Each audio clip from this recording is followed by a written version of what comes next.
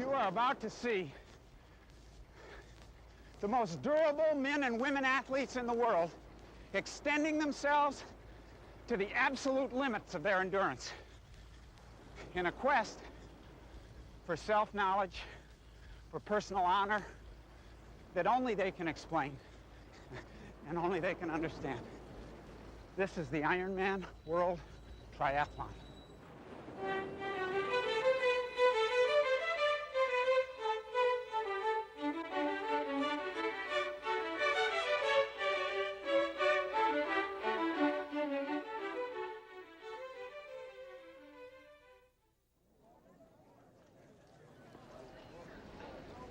Hi, I'm Bruce Dern, and I'm here on the Kailua Pier on the Big Island of Hawaii.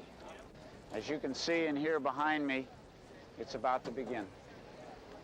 These 600 men and women will go in the water, swim 2.4 miles, come out, take a shower, put on bike gear, climb on their bicycles, and ride 112 miles. Get off the bike, change into running gear, and run a marathon.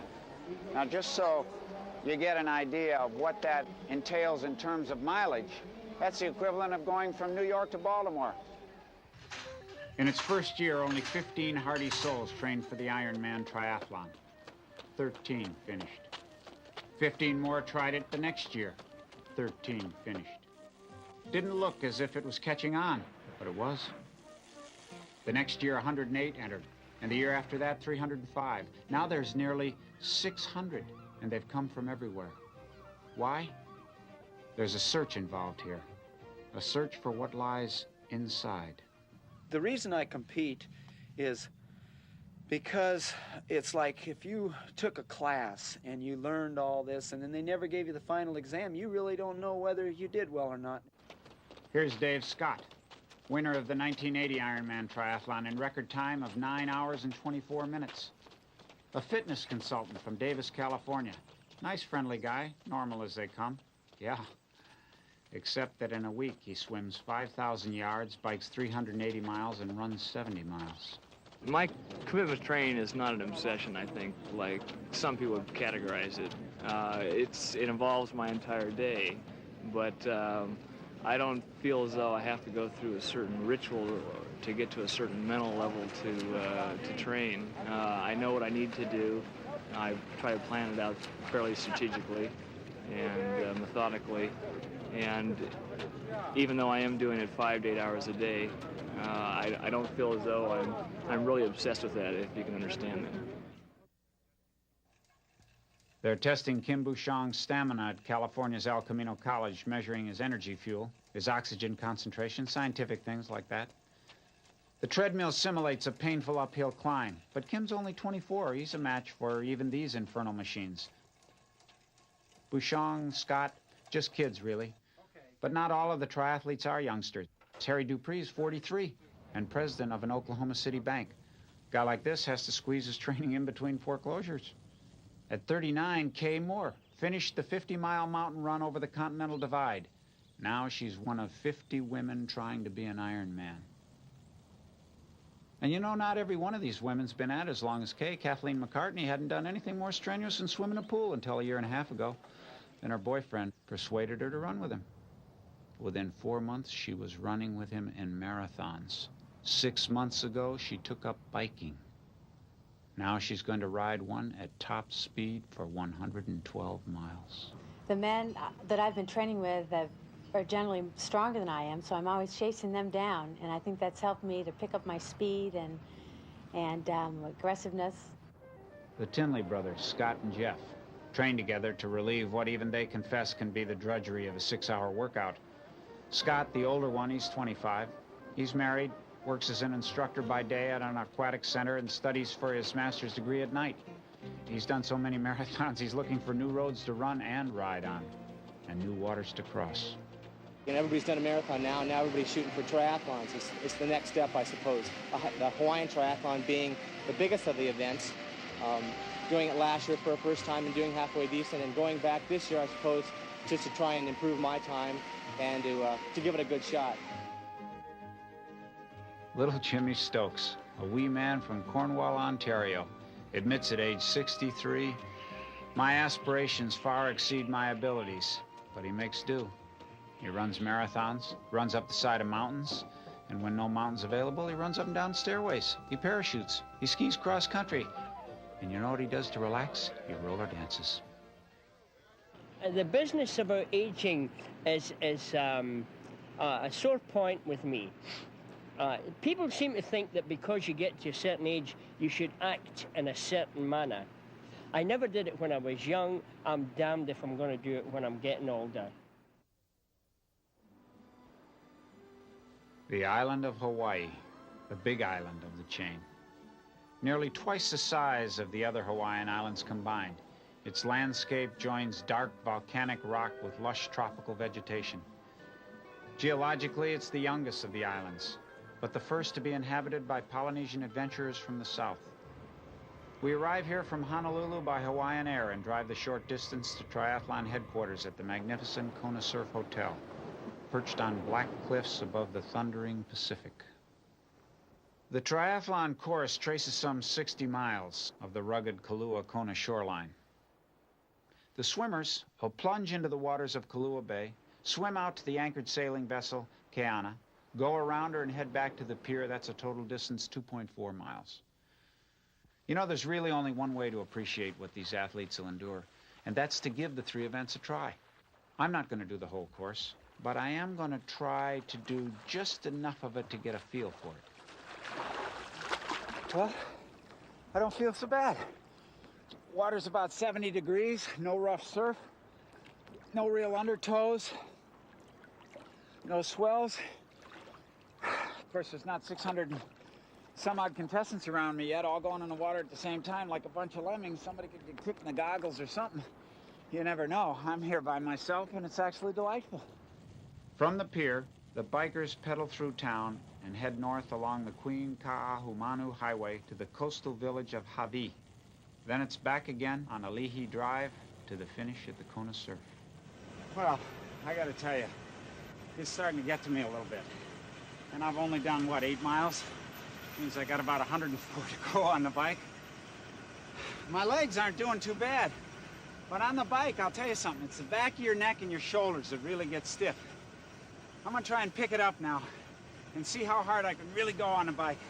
See if I could ever really be a cyclist. The runners start at the Kona Surf and follow the coastline to the turnaround near the Kahola Airport. Then it's back to where it all started, to the finish line at the pier, if they're lucky. From here on in, it really gets grim. For 99% of the people still left at this point, they're possessed with one thing, finishing. They're saying to themselves, if I can be standing at the finish, I've won. And they're right.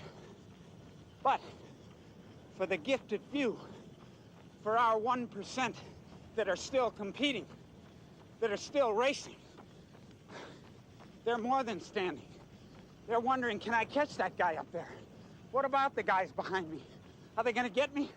Are they coming on me? Are they picking up on me? Can I get him? Because let me tell you something. This is it.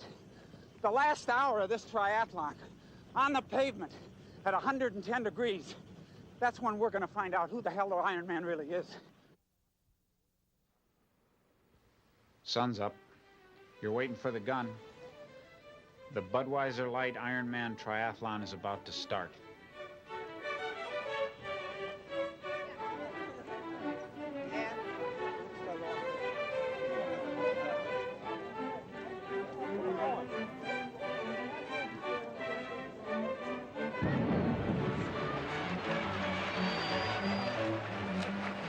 It's a self-seeding race. The good swimmers are nearest the water. And if they weren't, they'd just crawl right over the slower ones, making a mess anyway. Once you're in the water, the problem is knowing where you're going, believe me. If you wander off course, you might end up swimming 3 miles instead of just 2.4. In open sea, you just can't put your head down and go. You gotta be looking ahead. The smarter swimmers, they play a little follow the leader on the way there. The leader is clearly W.F. McCarthy right now. He's 27, he's a steel contractor from Sacramento, California.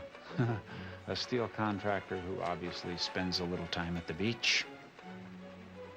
So at the halfway point with 1.2 miles to go, McCarthy's leading almost 600 other swimmers. With W.F. McCarthy still in first place, the leaders head for the pier and the finish of the swimmers' portion of the Ironman Triathlon on the Big Island of Hawaii.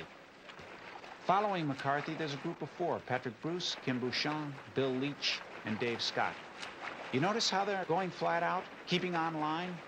They'll finish the race in about an hour, leaving the rest of the pack behind. There will be others who will be in the water 2, maybe even 3 hours. These front runners are heading for the largest bike parking lot in the world today. There's something else they'll need, too. Fuel. ERG, water, bananas, oranges. Food to keep them going on the bike. Now, McCarthy's way out front now. You notice how he lifts his head high up in the water to keep himself on line? He's the navigator for that group of four. Involuntarily, he's breaking water for them. They're using him. Scott's won this race before, but it looks as if he's playing it kind of cagey here. Staying close, biding his time. But it's all McCarthy right now. He's going to win the swim easily. He'll hit the pier as the Ironman leader and get that important head start on the bike. But he does look a little wobbly coming out of the water. His time is 57:39. Not too bad. McCarthy's on his way to the shower and then his bike. And here come the four: Patrick Bruce, Kim Bouchon, Bill Leach, Dave Scott. McCarthy's up. Oh, look at that. Bouchon's made a lightning close change. He passes him almost before they get started. Bouchon takes the lead in the parking lot.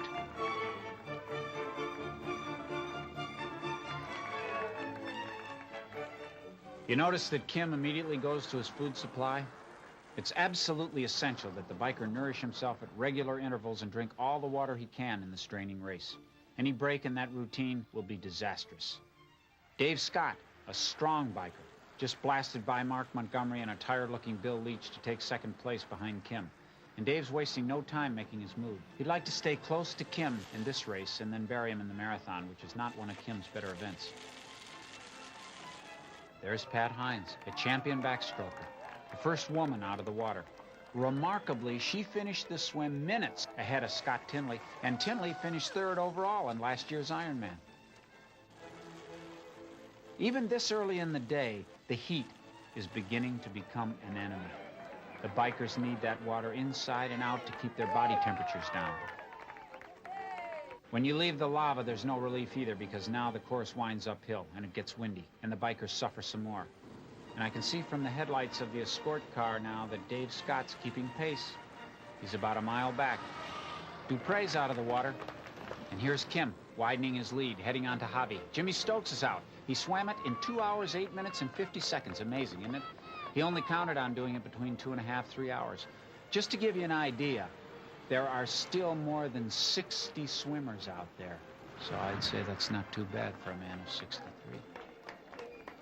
Kim Bouchon still in the lead. He's been out there now 3 hours and 8 minutes. That away, Kimmer. Kim's laboring now. His head is bobbing. He's offering too much wind resistance. The headwinds are hitting at about 15 miles an hour, and it's getting hotter. Dave Scott's feeling it now, too. Kim and Dave have both gone more than halfway, and their backs, their legs, their shoulders, everything aches.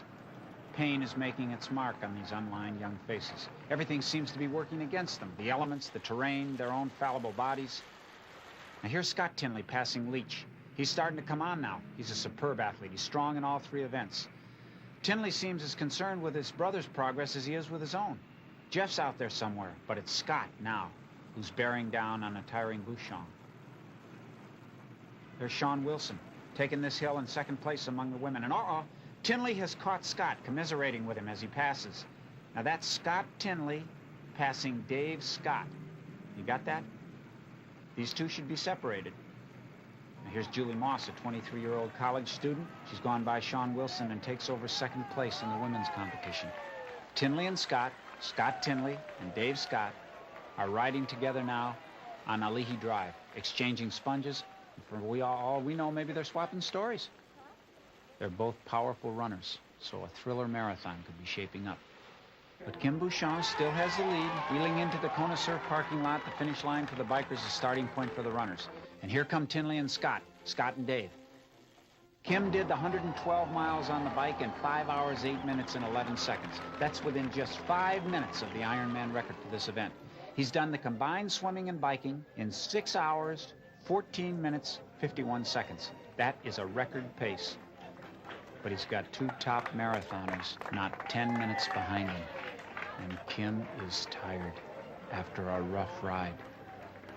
But all he has to do is get out there and run 26 more miles. And he'll need all the sponging he can get because Tinley looks fresh and fit and determined. And Scott Tinley has one thing on his mind: run Bouchon down and win the whole thing.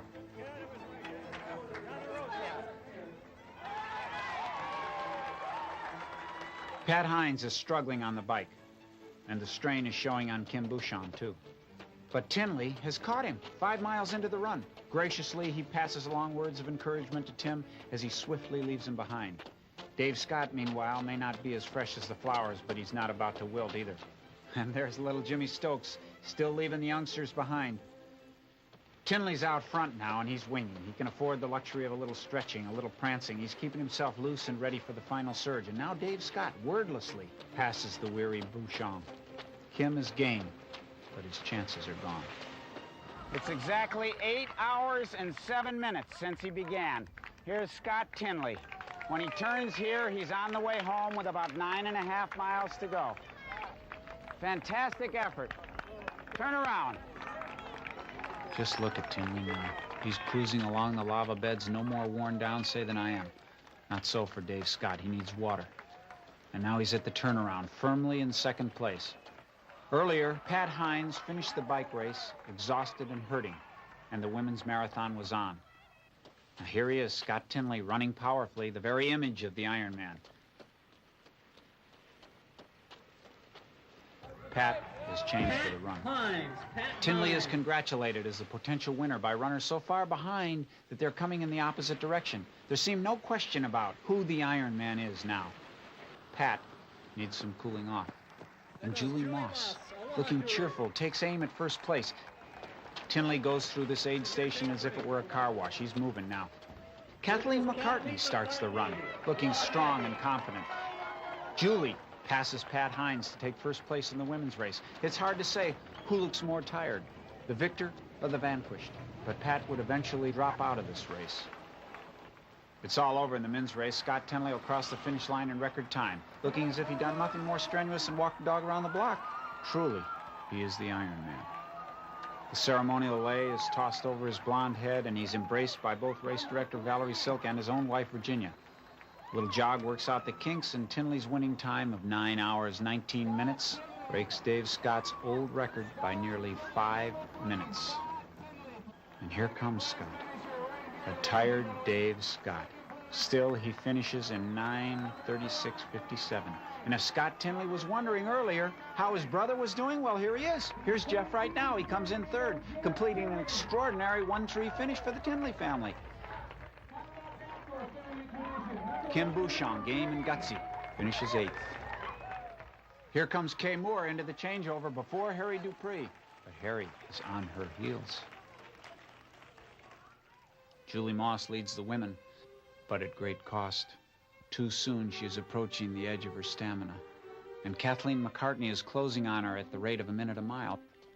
Julie is continuing now on hard alone. And Kathleen is gaining as the long day darkens.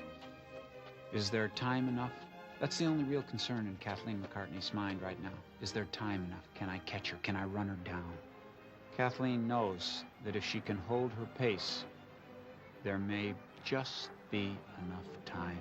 Time for her to catch a leader whose every step brings her nearer collapse. But Julie carries on, ever aware as day turns to night that she is racing against two adversaries, a strong young woman and her own waning stamina.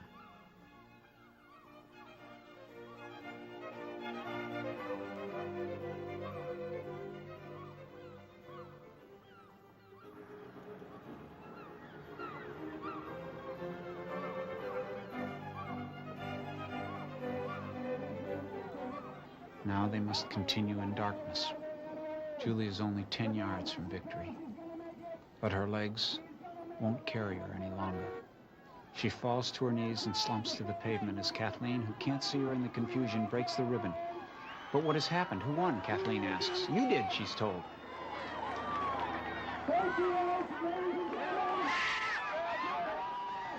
But where's Julie? Julie? Well, Julie Moss will finish this race. She's come too far to stop now.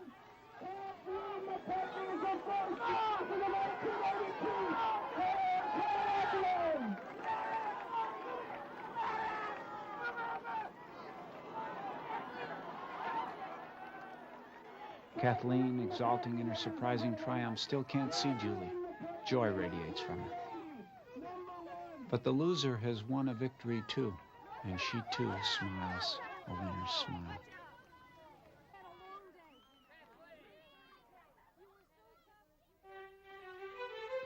Scott Tinley, the Ironman. 9 hours, 19 minutes, 41 seconds. Dave Scott, second. 9 hours, 36 minutes, 57 seconds. Jeff Tinley, the brother, third. 9 hours, 53 minutes, 16 seconds. Kimmy Bouchon, the biker, eighth. 10 hours, 15 minutes, 44 seconds. Tommy Warren, 10th, the original Ironman. 10 hours, 18 minutes, and 6 seconds. Kathleen McCartney, first in the women's event. 11 hours, 9 minutes, and 40 seconds. Julie Moss, second. 11 hours, 10 minutes, and 9 seconds. Kay Moore, 15th in the women's class. 13 hours flat, 35 seconds. Harry Dupre Jr., top 400 overall. 14 hours, 45 minutes, 17 seconds. Little Jimmy Stokes, first over 60, 369th overall. 14 hours, 38 minutes, 31 seconds. If I finish the Ironman and I'm an Ironman, I can die happily. That's it.